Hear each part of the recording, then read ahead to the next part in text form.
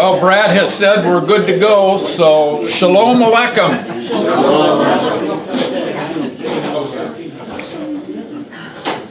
You're getting pretty good at that. I was sharing with some earlier. I'm like there with you guys because came in this morning and hey, hello. Anyhow, we're learning together. Just curious and not going to ask for a show of hands. We've been talking about every week our purpose, our goal for this class, and in conjunction with that, the importance of preparing ourselves and asking God for help, recognizing our dependence.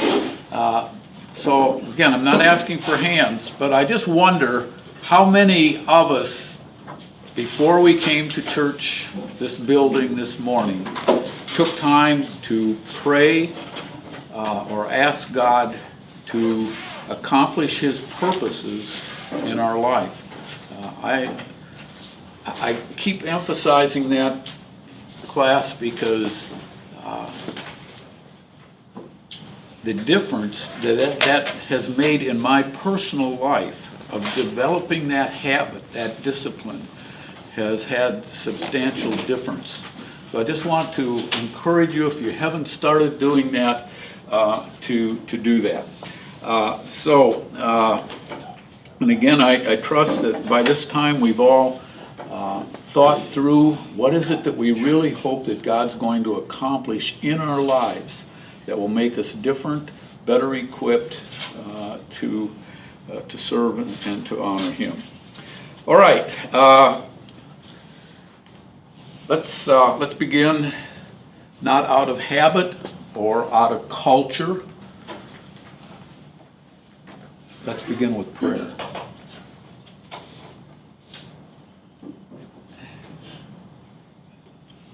Heavenly Father, You are the omnipotent, omniscient being, and we're not. Because that's true, we are so grateful that You have not only saved us, but You have given us Your Spirit, You have given us Your promise, all of which are intended to make us aware of how blessed we are, how complete our need is of You and Your enablement and the provision that You've given to us. And so as we begin this class this morning, we begin by thanking You for Your faithfulness, acknowledging our need, and asking You, Father, in ways that only You can accomplish, to direct our thoughts toward that which will lead toward and move us toward the purposes and the goals and the hopes that each one of us have as we gather here in this class. Thank You, Lord, for allowing us to present our petitions before You this morning, and with the understanding that You hear and it makes a difference to You and You respond. So we bring these things to You in Jesus' name. Amen. All right. Want to turn our attention, and I think this is going to be the last week that we're looking at the spring feasts. Let's take our Bibles and turn to the Gospel of John, chapter 1. John chapter 1.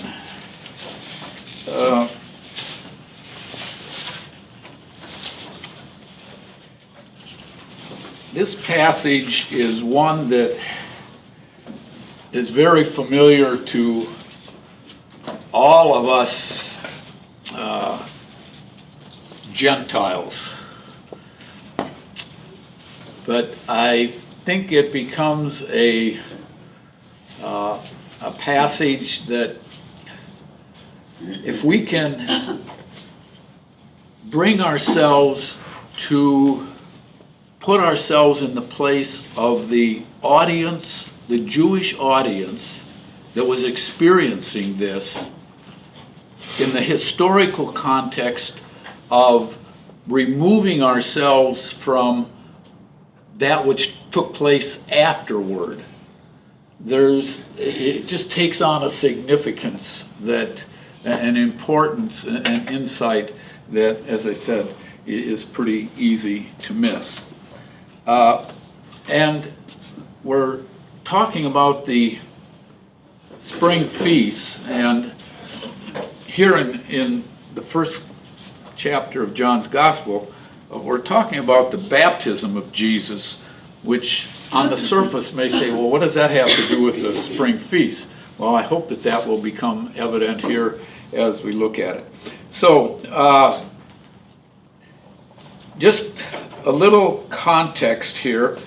Beginning in verse 19, this is the testimony of John when Jews sent priests and Levites from Jerusalem to ask him, "Who are you?" That's the question that's being raised by the Jewish people, and particularly by the leaders.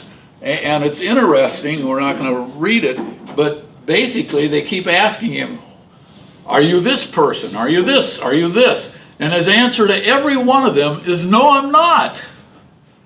Which had to be confusing to them, because within the context of their belief and based upon the scripture, who were they looking for? There was one individual, it's actually one of the prophets by name. Anybody? Elijah. And that's one of the, are you Elijah? No, I'm not. So then you come down and based on that, all these no answers, that's kind of the context.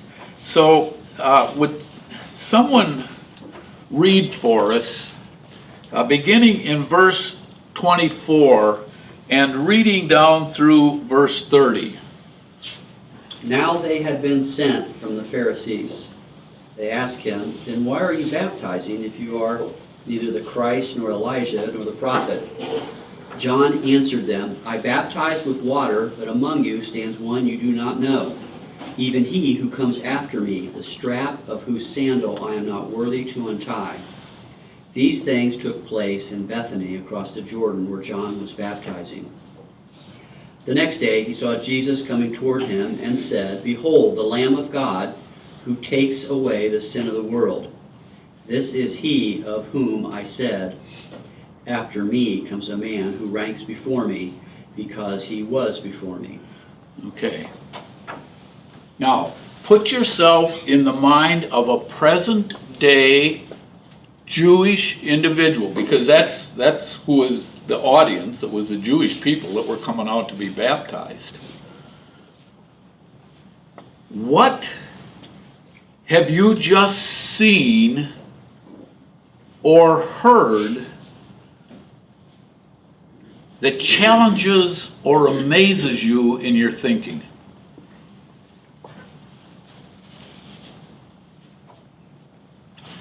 Again, attempt to remove from your consideration what we now know. Present moment, Jews seeing and hearing as they experience this. What's causing questions? What's troubling in what you've just seen and heard?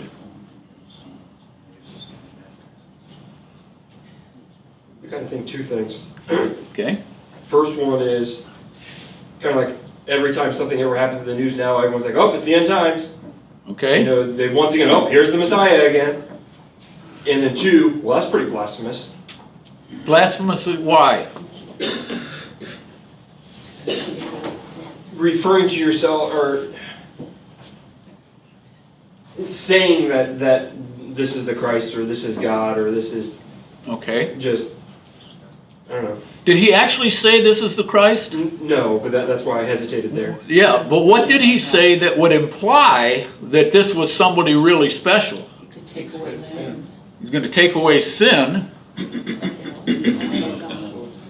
What was another part of the culture that John directly addresses concerning his unworthiness? Lamb of God? Well, there's that. Not worthy to untie the sandals. Yeah, the sandals. I mean, for John to say to this Jewish audience, hey, there's someone who's coming, and then the next day he shows up, and he says, by the way, this is the person I was referring to. I'm not even worthy to unlatch his sandals. I mean, that is significant to the Jewish audience listening. Who could this person be? All right? Now, Joe, you mentioned the lamb. What is significant to that Jewish audience concerning the lamb? Sacrifice. Pardon me? Sacrifice. The sacrifice. Yeah, it was the blood of the lamb that took away their sin, that protected them, Okay? covered their sin. Several years ago, actually, I want to give credit where credit is due. One of our trips to Israel was with Marvin Rosenthal, and he shared this. And when he shared it, oh man, I had never thought of that before in my life. Think of this statement that John makes. He says in verse 29, "Behold the Lamb of God who takes away the sin of the world." He begins that statement with the word behold, which simply, what does that indicate? I'm going to say something important. Something important. Hey, pay attention. What I'm about to say has real importance. We don't usually use that word behold a whole lot, but we might say, hey, listen up. Pay attention. That's the implied in that word behold. Then what does he say? He says, behold the Lamb of God. Were the Jewish people familiar with lambs? Sure. But whose lamb always was it? Their lamb, right? It was Jacob. Oh, I see Jacob's bringing his lamb. Oh, I see Elijah bringing, whatever their name was. He makes the statement, this is the Lamb of who? God. Wow! Is that phenomenal in their thinking at that day? Behold the Lamb of God. And then he says, who takes away. Now, in the Jewish mind, when they presented their lamb in reference to the issue of sin, what was accomplished? Was sin taken away? It was covered. It was covered, and they knew that they were going to have to repeat that sacrifice over and over and over and over. And here's John who says, this isn't just this is the Lamb of God. And what he is going to accomplish is to take away sin. And then he concludes that by saying that he's going to take away the sin of what? Of the world. The world. Had the Jewish people ever considered that in their lamb? No, it was sufficient to cover their sin. But the whole world? That's amazing. And again, see, I think because we're so familiar with it, because we're Gentiles, we miss the impact of that statement that John made. Now, if you're a Jew experiencing this, what do you think when class is dismissed, when, in our context, church is over? What do you think they're talking about?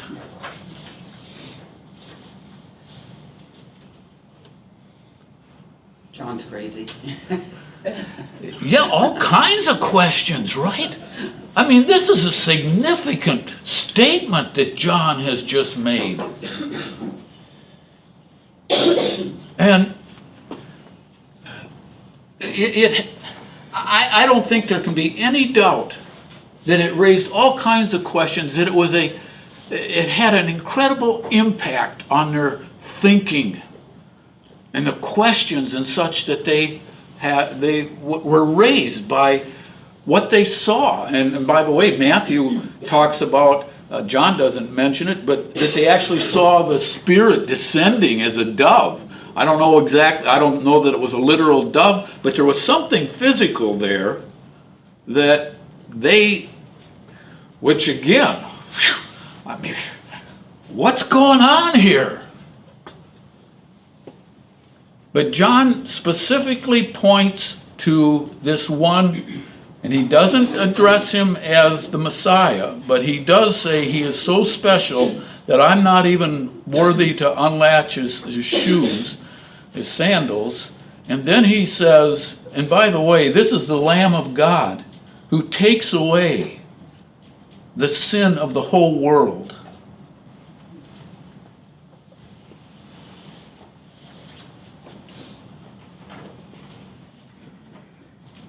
How long was Jesus' public ministry? 3 years. About 3 years. This event took place at the beginning of Jesus' public ministry. So when we come to the Passover that we've been talking about in the last several weeks, how much time has elapsed?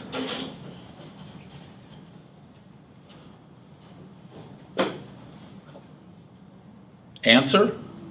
3 years. Not much. At a maximum 3 years, right? Relative, which here's the significance of that. As we think about particularly Jesus' entry into Jerusalem, the triumphal entry, as we think about Jesus ministering in public during that subsequent week in Jerusalem, is it not likely, because it's only been a maximum of 3 years, and Jesus was present there at his baptism, is it not likely that many of the people, or some of the people who had been there at Jesus' baptism, now seeing him enter Jerusalem, and in the back of their mind, they remember, John said, this is the Lamb. Well, what was significant about that particular day? We already talked about this, that Jesus entered Jerusalem. What were all the other Jewish families doing on that day? Preparing the feast. Selecting their lamb, right? Because they had to select the lamb a number of days to make sure that it was perfect. So on the exact day that Jesus entered Jerusalem, the Jewish people were out selecting their lamb. And now here they are in Jerusalem, and John has said, behold the Lamb of God. I'm locked into what I'm really focusing on right now is this lamb. And because it's only been 3 years or less, is it not likely that there were some who said, my goodness, that's the same man. That's the guy that was there at his baptism and John was saying these things about. And it had to have an incredible impact on them. And so,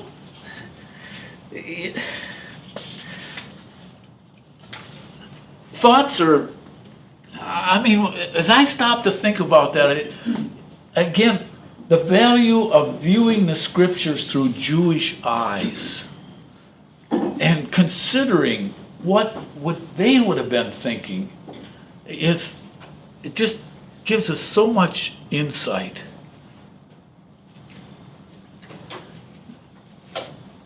Can I ask a question? Sure. It goes back to verses where they question him as to who he is. Verse 21. Yes. And they ask him, "What then, are you Elijah?" Did they, what would lead them to believe that Elijah was returning from the dead? And was there some thoughts about reincarnation in that early Judaism? That's everybody.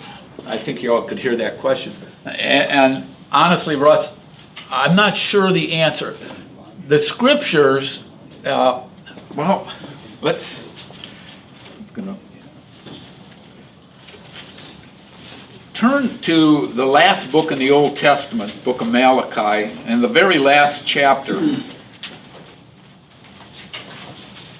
How they interpreted that as far as reincarnation or whatever,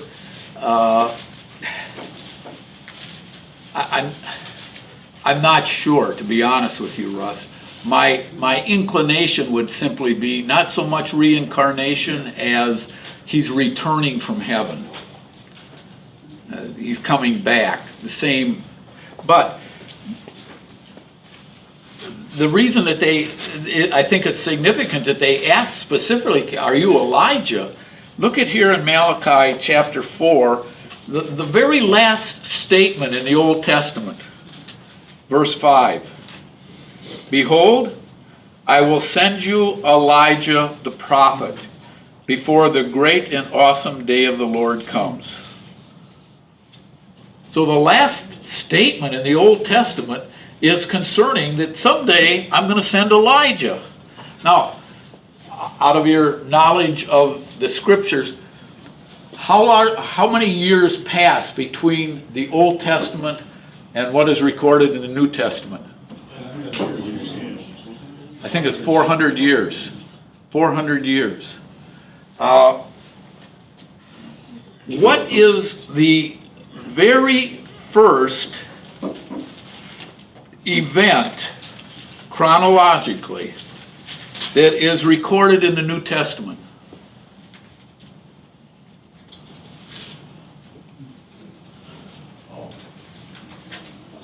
Mary being told that she's gonna. Pardon me? Is it Mary or is her sister of John the Baptist or Mary? One of the two. You're on the right track, Fred. It's recorded in. Turn over to Luke chapter 1. It's in reference to John the Baptist.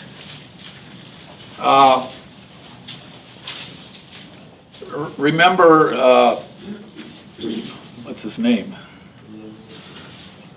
What's John the Baptist's father's name? Zechariah? And they, anyhow, let's see here. I need to find the...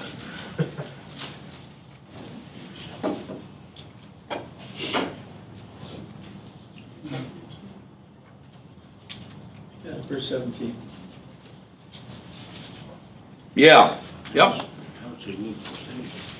This is even before, I believe, Mary became pregnant with Jesus. And we'll see that here in just a minute. Verse 17 of Luke chapter 1. Speaking to Zacharias concerning the birth of his son John, he says, he will go before him in the spirit and power of Elijah to turn the hearts of the fathers to the children, which is an exact reference to Malachi 4:5.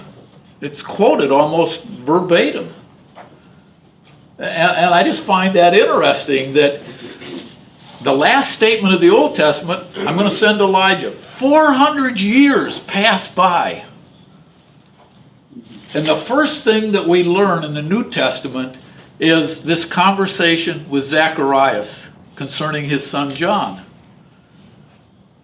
But it just says the Spirit and the power. It doesn't say Elijah. Yeah, and that's why John would say, no, I'm not Elijah.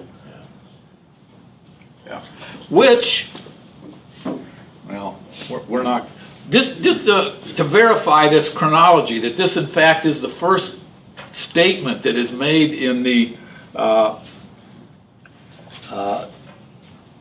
New Testament. Jump down to verse 24 of Luke chapter 1. After these days, his wife Elizabeth conceived, and for 5 months she kept herself hidden. All right, jump down to verse 26.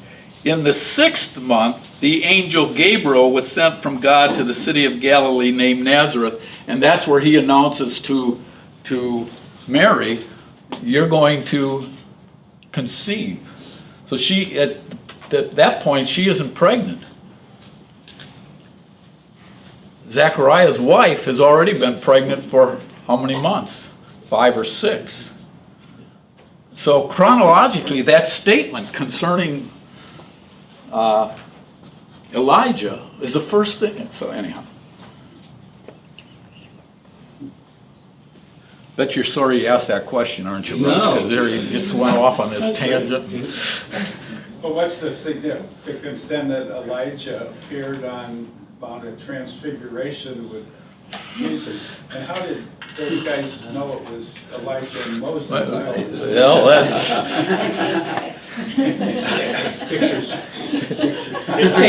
Yeah, of course, they all have pictures in their wallets, right? Yeah, no, a good question, and I don't know, and it just real quickly, my speculation, because that's all it is that I think in heaven, our recognition of people is not going to be based on the fact that we know what they look like. Because obviously they didn't know what they looked like, but they still knew who they were. And that's speculation. There's so many things that are going to be so different in heaven. I'm grateful that I don't have to, when I get to heaven, I don't have to start asking, by the way, could you introduce me to Moses? Point out who he is. Go to John and say, are you Elijah? We can do that, Zach. By the way, John, tell me, are you really Elijah? But going back to this, I think there is indication that when... no, I'm not. Okay. So anyhow, I just wanted to... That's a rich statement that John makes, and I wanted to help us to see the significance, again, within the Jewish mindset and thinking, and how it would have been a phenomenally challenging and important, head-scratching statement that he made.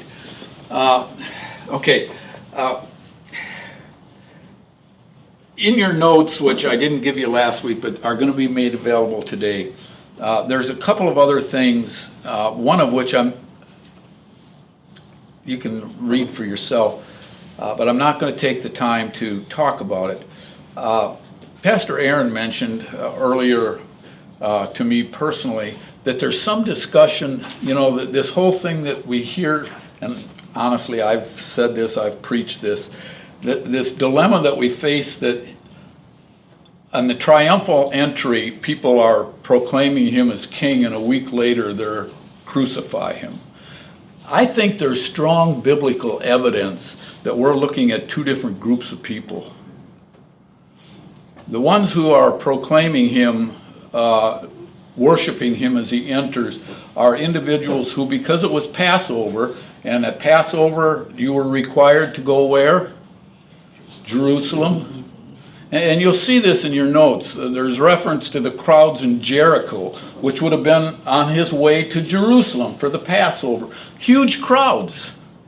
And Perhaps it was those people, many of whom would have been from Galilee and experienced firsthand his teaching and his miracles, because predominantly his ministry was up in Galilee, who are now coming to Jerusalem for Passover, and perhaps the ones who are more crying for his crucifixion are more the residents of Jerusalem or the southern regions, who might be less familiar or less convinced that this really was who he claimed to be.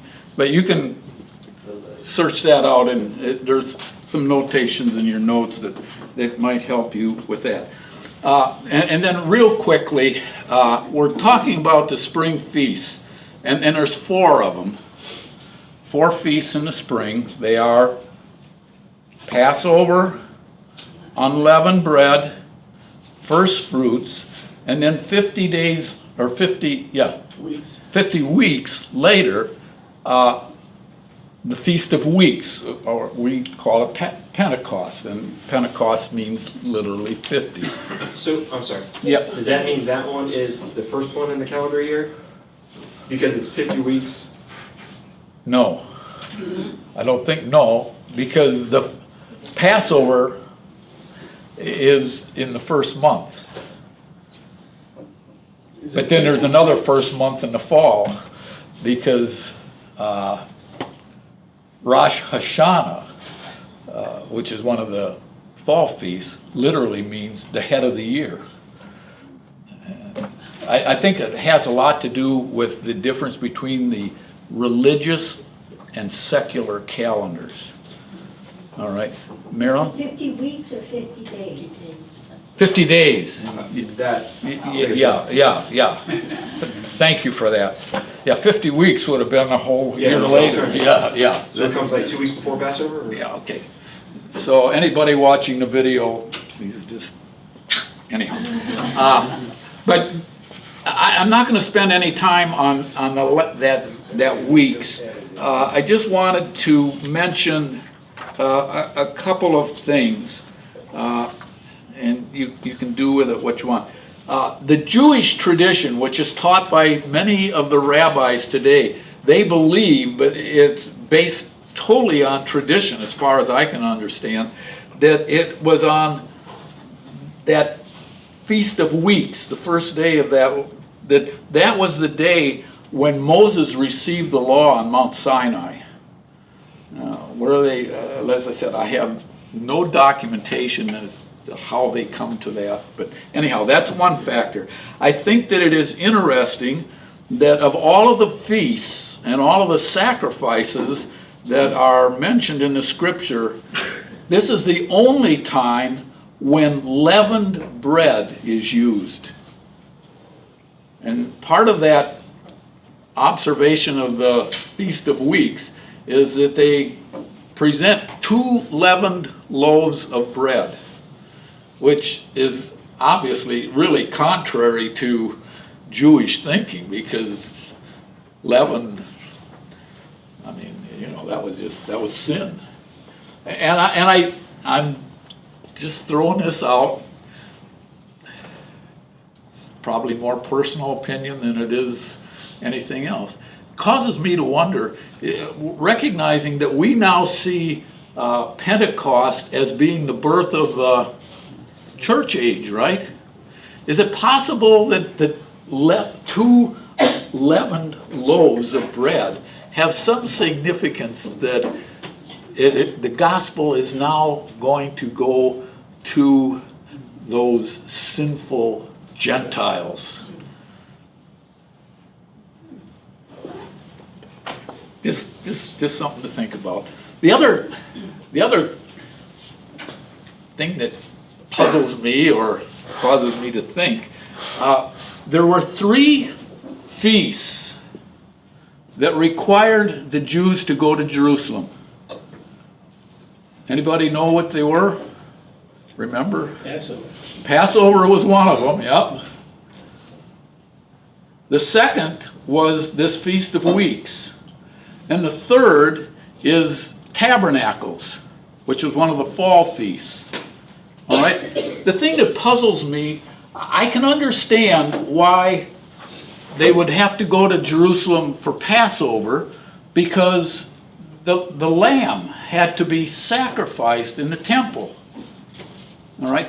And I can understand why they had to go to Jerusalem for booths, because that was the celebration of Jesus was here in Jerusalem and establishing his kingdom, which, by the way, remember, I suggested that that's why they were using palm branches, because palm branches are associated with the Feast of Booths, because the people thought Jesus was coming to establish his kingdom. So it makes sense that they would have to go to Jerusalem, because they have to sacrifice on Passover. They want to be, Jerusalem is the center of attention when Jesus comes and establishes his kingdom.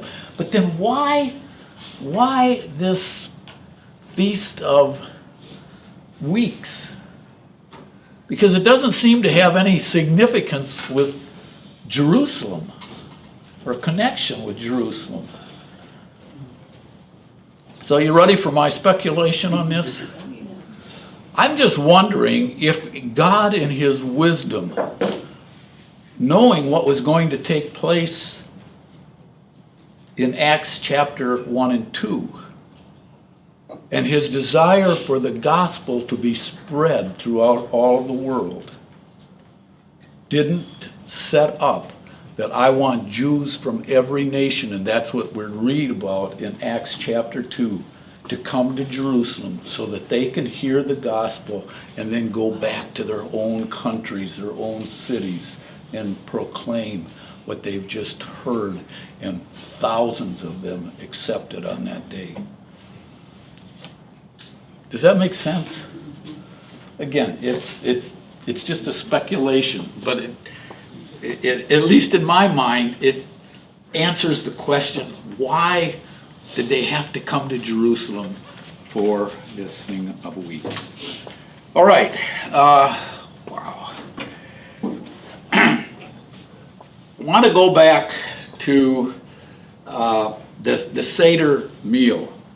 And last week we looked at that three-pocketed part and all of that. This week I want to, we're going to really have to rush through this,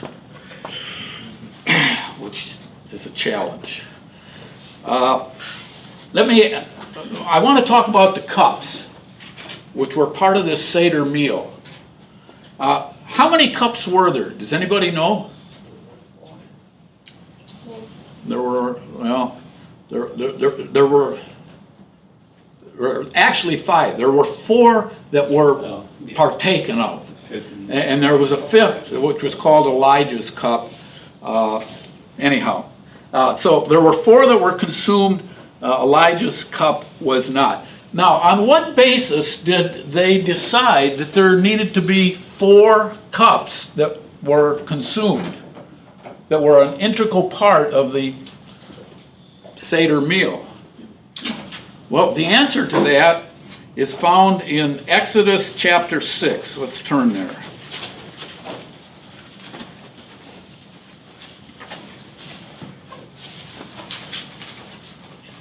Now again, this makes sense, because when you get to Exodus 6, you're talking about Moses and the deliverance from, subsequent was going to happen, the deliverance from Egypt. That's kind of, in the Jewish mind, that's what the celebration of Passover is all about, their deliverance from Egypt.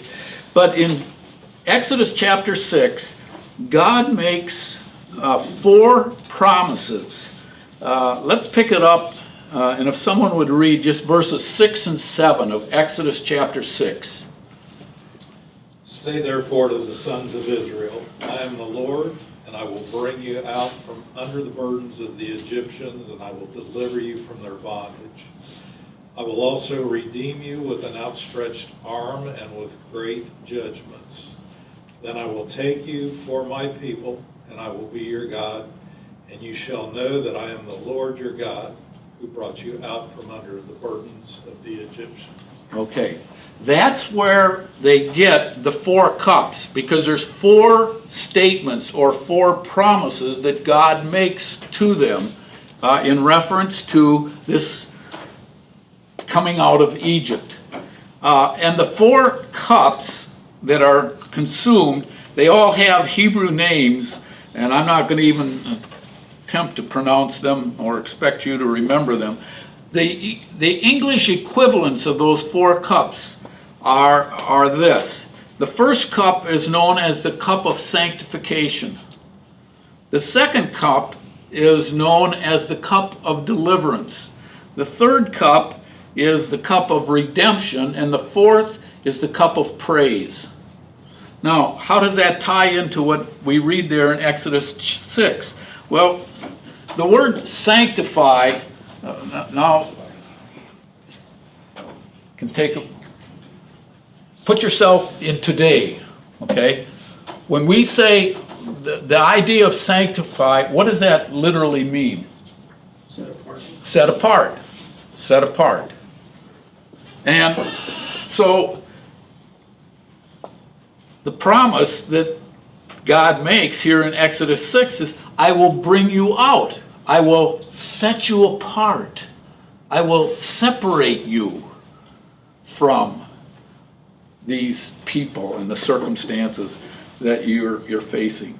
The second statement, he says, I will deliver you from slavery to them.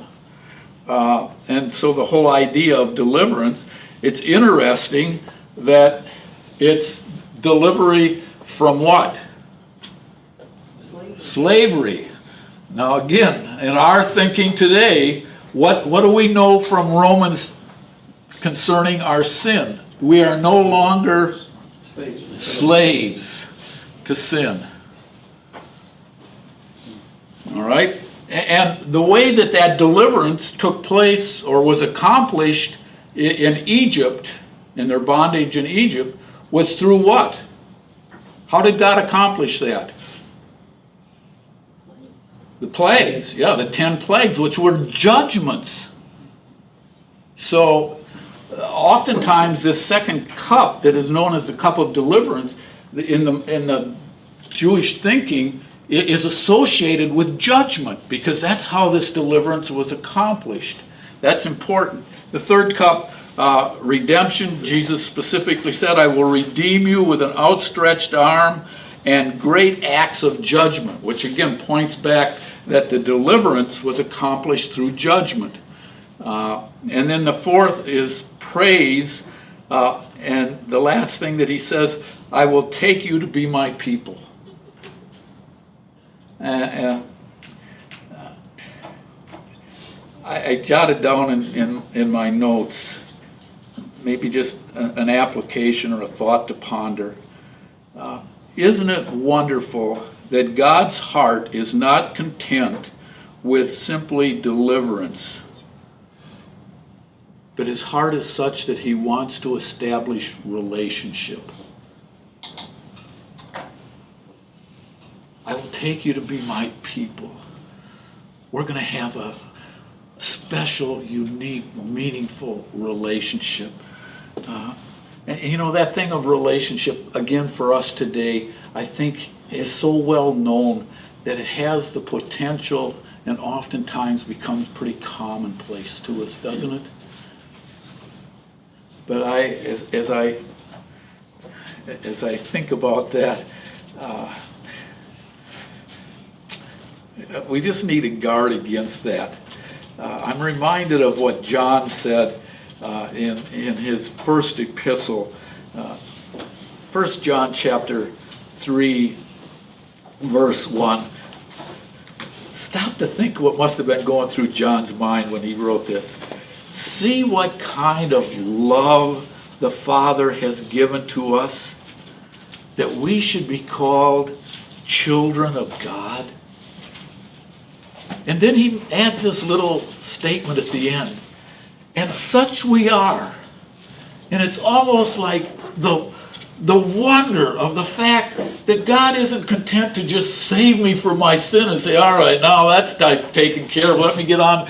No, what really is motivating him, what really charges him up, what really gets him excited is, I've got a relationship with you. And John is just amazed by that, as evidenced by 1 John 3:1. Can you imagine the love of God, that he's given us the privilege to be called his children? And as amazing as that is, this can't be. No, we are. And it just captures his heart. Anyhow, so those are the 4 cups. The 5th cup is Elijah's cup. We've already talked about that. It's an anticipation, and it's there, but no one drinks from it. And the reason it's there is because the Jewish people are still waiting for Elijah to come. And so it's there in anticipation of his coming. All right. Now, what I want to do in the next 12 minutes or so is I want to look at this 2nd and this 3rd cup. The cup of deliverance and the cup of redemption. As I already said, this cup of deliverance is viewed by the Jewish people because Jesus specifically says, in respect to the redemption, by great acts of judgment. It's viewed as related to the judgment, God's judgment being poured out upon the Egyptian people. I would point this out too. Why do they use the illustration or the analogy of a cup?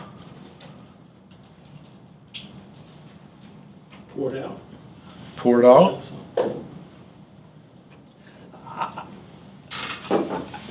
I mean, technically speaking, they could use any analogy they want, right? Why would they choose the cup? And my guess is because for the Jewish people, the cup is a regular part of this yearly Seder meal with all that is attached to it. All right? So, that's now, when we talk about God's judgment, turn to Jeremiah chapter 25. Nice thing about Jeremiah is it's one of the big books, so it's a little easier to find.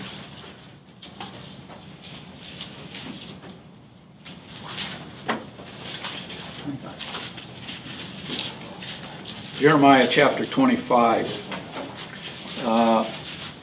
verses 15 and 16. I'm going to read that, but just point out, look at again, note that it's referred to as a cup. Thus the Lord, the God of Israel, said to me, take from my hand this cup of the wine of wrath, and make all the nations to whom I send you drink it. They shall drink and stagger and be crazed because of the sword that I am sending amongst them. Referred to as a cup, speaking of this judgment, it is so severe that the people are going to stagger under it. There's few things in our life that are so overwhelming that it actually causes us to stagger. Is that not true? Don't miss the intensity of that word, stagger. And then he says, not only it'll drive them nuts, crazy. That's the intensity of this judgment. One other verse real quickly, and again, these verses are going to be in your notes, but Psalm 25 is, Psalm 75. Psalm 75.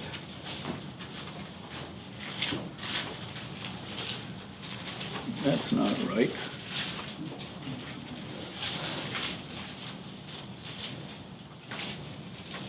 Yeah, it is. Okay, Psalm 75 and verse 8.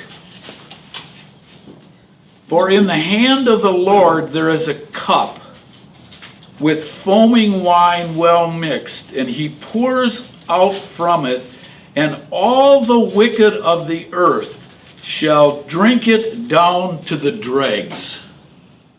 So here's a couple of descriptions, again, which the Jewish people would have been familiar with because it's part of the Old Testament. And that this judgment of God is so severe that it's going to cause people to stagger, that it's going to drive them crazy. And here it says that they will drink it down to the dregs. Real quickly, what are the dregs for you coffee drinkers? The grounds.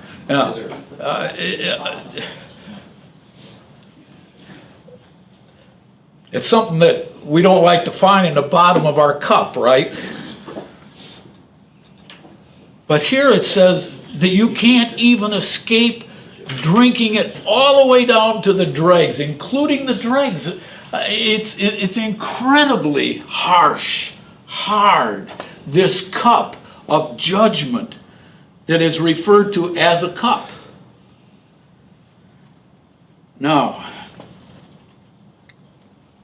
stick with me here. I know this is turning into a Bible quiz drill kind of a thing here. But turn over to Luke chapter 22. In Luke chapter 22, we have the very familiar account of Jesus in the garden.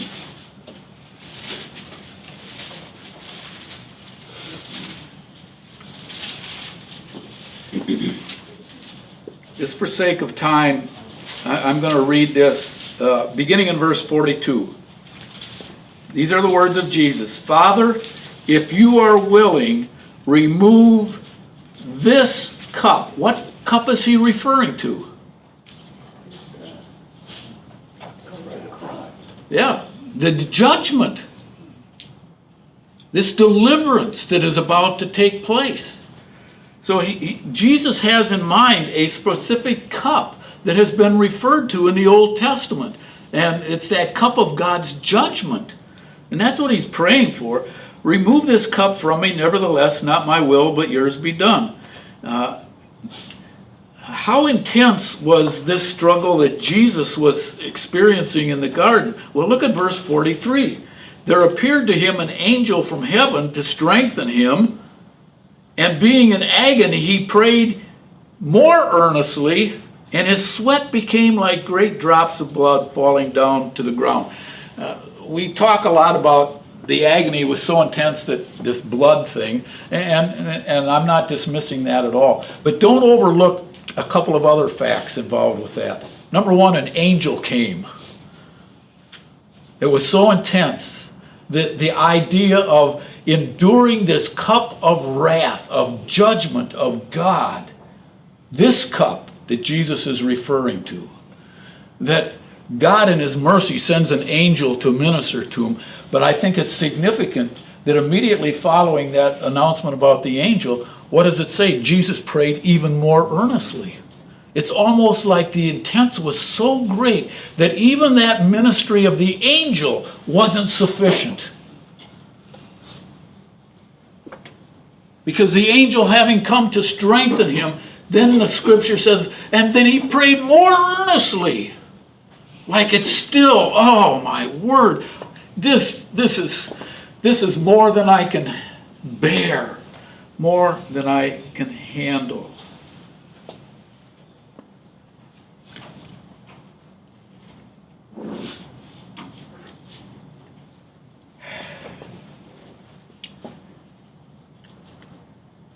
All right, I think we're actually going to make this. Jump over to Matthew chapter 27.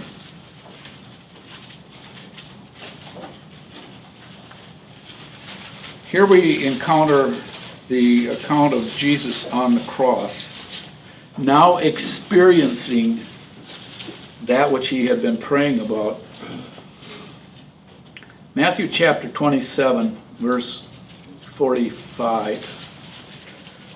Let's see, where is it?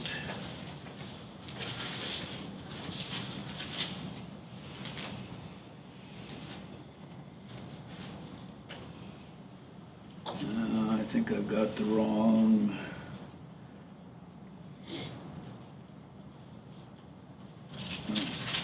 No. Okay, yeah, Matthew chapter 27, verse 45.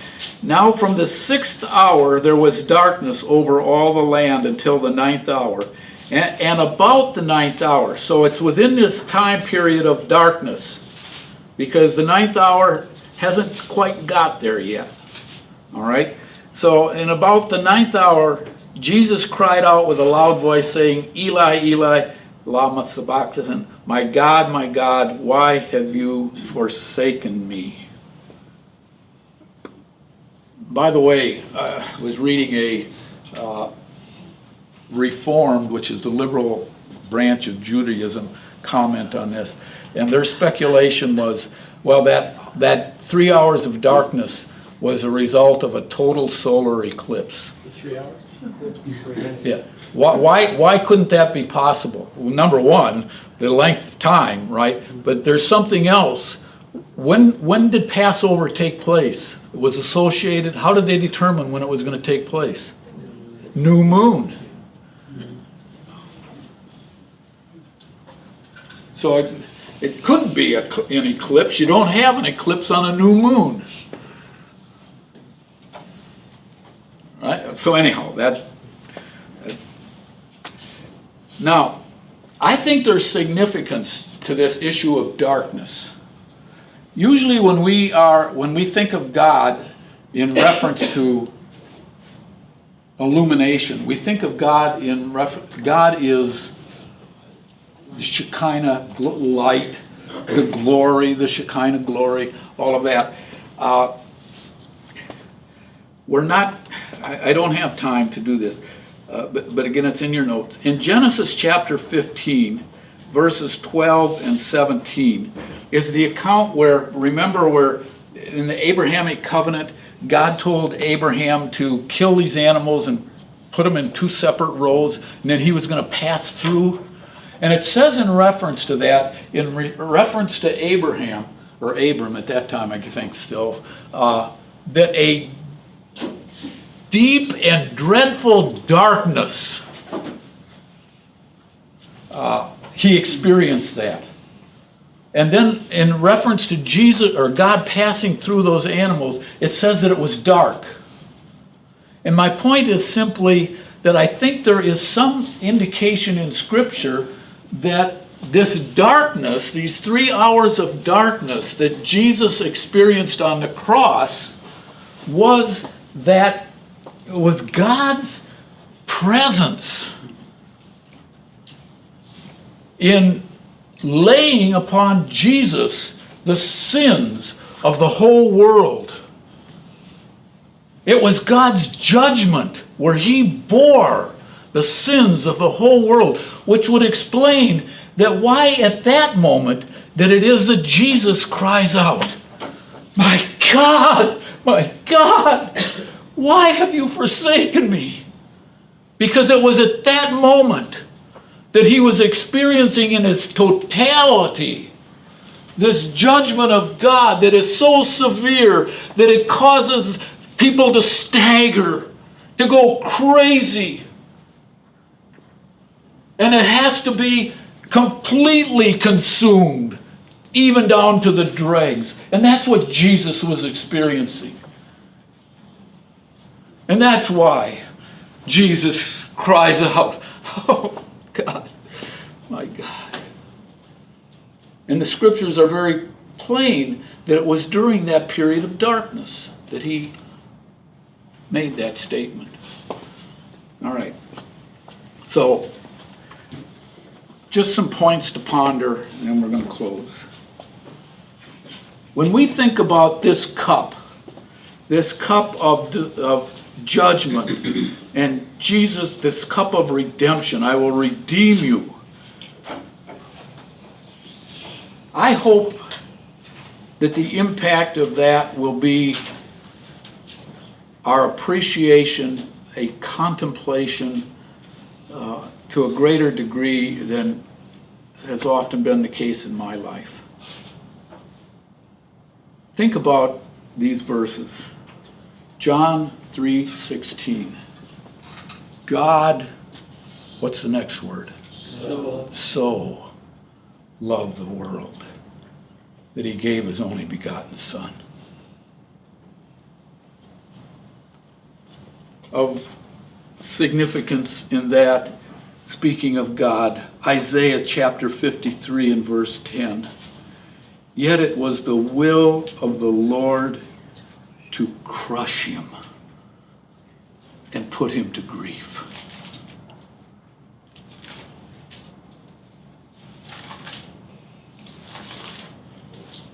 Oh, yeah. In speaking of Jesus, John chapter 10, verses 17 and 18, Jesus says, I lay down my life. No one takes it from me.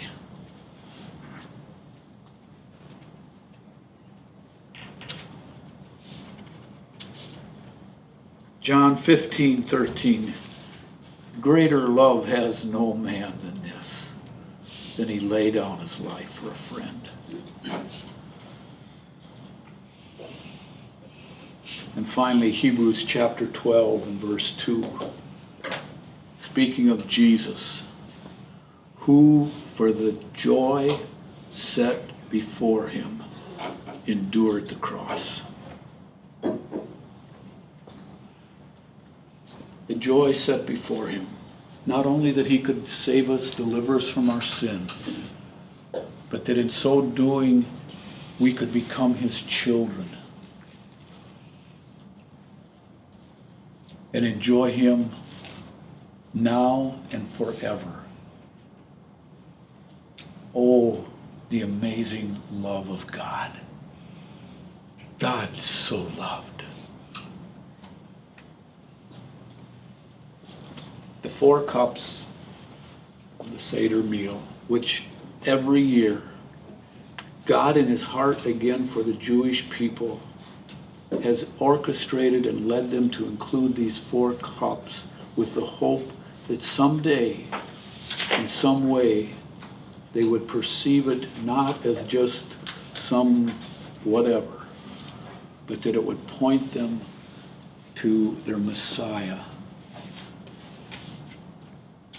and the great love that he has for them. Notes are available on the counter as you're leaving. Let's pray. Father,